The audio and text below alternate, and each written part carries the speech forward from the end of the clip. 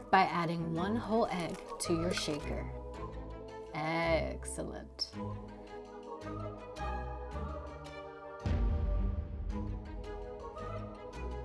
Next comes 1 bar spoon of St. Elizabeth allspice dram. Then add a heavy ½ ounce of toasted cinnamon raisin syrup.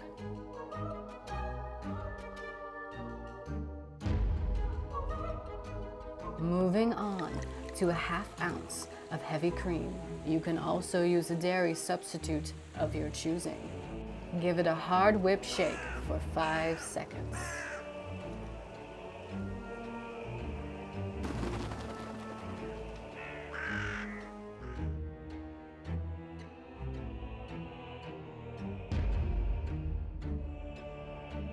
Add 2 ounces of slain Irish whiskey. Add copious ice to your shaker and medium shake for another 5 seconds.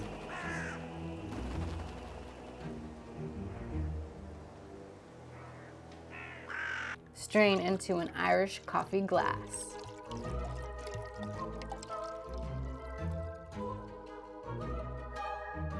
Garnish with flaming cinnamon. That looks scary good.